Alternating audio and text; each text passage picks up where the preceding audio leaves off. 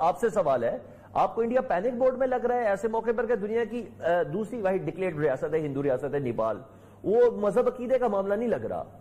کہ ہندوتوا کا یہ نظریہ جو اپلائی ہو رہا ہے جس کی بنا پر وہ نیپال کے معاملات میں انٹرفیئر کر رہے ہیں، کہ آپ کو بھی ایسا ہی لگ رہا ہے کہ انڈیا بکھلایا ہوا ہے کہ نہیں پوری سمجھ بوجھ کے ساتھ اسٹریٹجی چل رہا ہے، اس کو کوئی پھل نظر آ رہا ہے یا چھیچڑے ہی صحیح خواب میں نظر آ رہے ہیں؟ دیکھیں انڈیا ظاہری بات ہے جی کہ ایک اس وقت دائیں بازو کی ہندو جو مذہبی ہندو جماعت کی گورنمنٹ ہے، اور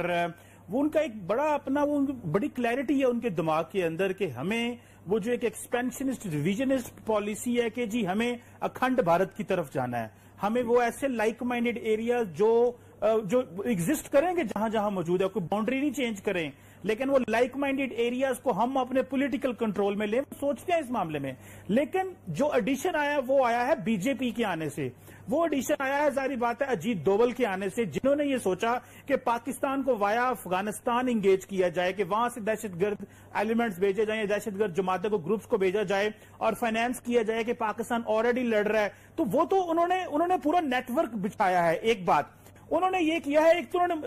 ایک تو ریجن میں تھوڑی اگریسو ہوئے ہیں، دوسرا with in India B J P بڑی کلیئرٹی کے ساتھ مسلمان ہندو کے درمیان تقسیم کرتی ہے اور ہندو ہندو کے درمیان تقسیم کرتی ہے۔ اس وقت آپ دیکھیں کہ جو ہندو ہیں، جو کانگریس پارٹی ہے وہ اس کو بھی اینٹی نیشنلسٹ پارٹی کہتے ہیں۔ مودی نے اور اس کی جماعت نے ایک ایسا بیانیہ وہاں ڈیولپ کیا کہ کانگریس کو پرو پاکستان کہنا شروع کر دیا، اور انہوں نے اپنا پورے کا پورا جو الیکشن تھا 2019 کا اسی بات پہ جیت لیا، اور انہوں نے انڈیا کو نئے لالی پاپ پہ لگا دیا ہے کہ 2023 تک تو ہم جو آزاد کشمیر اور گلگت بلتستان کو ساتھ ملا لیں گے۔ تو وہ تو پورا ایک جو انوائرمنٹ ہے انہوں نے سارا چارج کر دیا ہے، اور اس کے ساتھ ان کے ادارے بھی مل گئے، سپریم کورٹ بھی مل گئی۔ سو ایک سوچی جسے کہتے ہیں نا کہ اگر آپ انڈین سے بات کریں تو وہ کہتے ہیں کہ مودی نے انڈین کی نبض پہ ہاتھ رکھا ہے، اور وہ نبض تھی مذہب، وہ نبض تھی کہ جی اینٹی پاکستان جانا، وہ نبض تھی کہ، اور دوسری بات یہ ہے کہ وہ کہتے ہیں مودی نے گاؤں میں جو ولیجز ہیں وہاں بہت کرام کرائے، اربن سینٹر کو نہیں وہ چھیڑتا،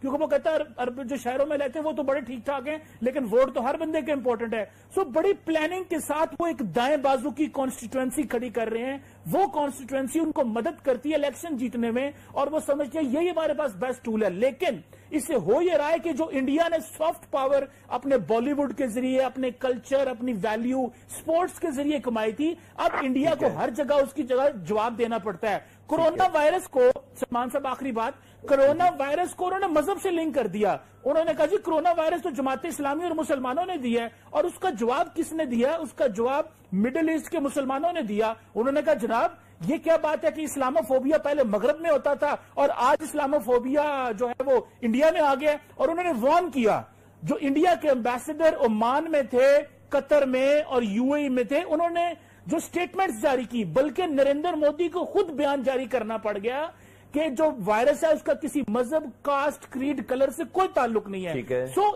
جس نفرت انگیز جنگ میں یا اس دلدل میں اپنی عوام کو جتنا وہ آگے لے گئے ہیں، اگر لیڈرشپ انہیں کنٹرول بھی کرنا چاہے تو نہیں کنٹرول کر سکتی، بلکہ لیڈرشپ اگر لیڈرشپ کے لیے پرابلم بن گیا، میڈیا کو بہت آگے لے گئے ہیں۔ اب اگر وہ امن کی بات کریں گے تو میڈیا اور پبلک جو ہے وہ ان کے خلاف ہو جائے گی۔ لہٰذا ہمیں پاکستان کو یہاں پہ بیٹھ کے لانگ ٹرم سوچنا ہے، 5، 10 سال، 15 سال کا، کہ انڈیا سے کیسے ڈیل کرنا ہے۔ 6 مہینے کی انڈیا کے لیے پالیسی نہیں بنانی ہم نے۔ ٹھیک ہے۔ اس وقت یاسین ملک، حریت رہنما یاسین ملک کی اہلیہ مشال ملک صاحب ہمارے ساتھ موجود ہیں، ان سے بات کرتے ہیں۔ مشال ملک صاحب بہت شکریہ آپ نے وقت دیا۔ یہ بتائیے ایسی سچویشن میں جب کشمیر میں عوام کے بنیادی حقوق کے سلب ہیں، مسلسل ایک لاک ڈاؤن کی صورتحال ہے، دوسری طرف پیرل ہم لداخ میں انڈیا اور چائنا کو مد مقابل دیکھ رہے ہیں، اس سچویشن سے کیسے فائدہ اٹھایا جا سکتا ہے؟ دیکھیں سب سے پہلی بات تو یہ ہے کہ وہاں جو لاک ڈاؤن کیا وہ تو curfew, siege, everything all in one ہے، اور وہاں پہ آج کل جو کچھ کورونا کا گلوبلی چل رہا ہے، وہاں پہ تو کشمیر میں تو فرسٹ ایڈ نہ پہلے تھی، اب تو بالکل بھی وہ کٹس وغیرہ بھی نہیں، ڈاکٹرز کو بھی مارا پیٹا جا رہا ہے۔ اس کے علاوہ جو خوراک کی جو بہت قلت ہے، ہیومن رائٹس وائلیشنز تو ان امیجنیبل ہے وہاں پہ، پچھلے آپ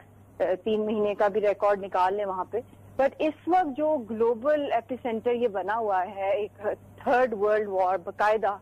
چائنا اور انڈیا کے بیچ میں جو یہ چیز چل رہی ہے، کیونکہ یہ آرٹیکل 370 35A کو ہٹانا، ریپیل کرنا اللیگلی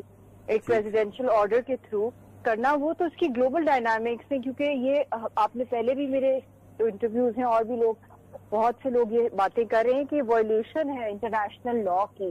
ہیومینیٹیرین لا اور سیکورٹی کاؤنسل کی بھی بریچ ہے. تو چائنا نے اس پہ بہت اسٹرانگلی ریئیکٹ کیا ہے، چاہے وہ سی پیک کی وجہ ہے، چاہے وہ گلگت بلتستان کی بات ہے جہاں سے سی پیک نے گزرنا ہے اور آزاد کشمیر سے آگے. تو یہ بہت اب سیریس، اب معاملہ بہت آگے چلا گیا ہے.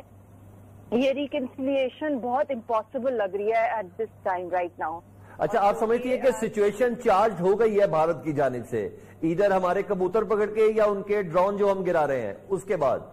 وہ سمجھ رہے تھے کہ وار ایفوریا جو یہ پیس آف کیک جو ان کے ایڈوائزرز ہیں اجیت ڈوول اور دوسرے جتنے بھی ان کے ہیں، ان کو یہ سمجھ ہی نہیں آ رہا تھا. جو میں اور بہت سے اور بھی نیوکلیئر اینالسٹ جو ہیں، ڈیفینس اینالسٹ، سب لوگ یہ بات کر رہے تھے جس طرح لاسٹ ایئر 27 فیبروری کو جس طرح نیوکلیئر کوڈز ایکسچینج ہوئے تھے، اس کو انہوں نے جب جیسے کوئی لالی پاپ ہے اور انہوں نے اس کی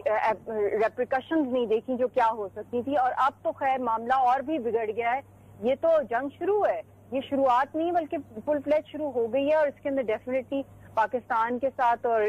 جو انڈیا کے ساتھ جو ڈسپیوٹ ہے کشمیر کا وہ اور بھی ایسکلیٹ ہوگا. معاملہ ویسے بھی ایل او سی پر ہو رہا ہے. کبوتر کی بات بہت لیم ایکسکیوزز ہیں، یہ اصل میں بہت زیادہ ہی فلمی ہیں. ان کو بس شوق ہے لوگوں کو فلمی طریقے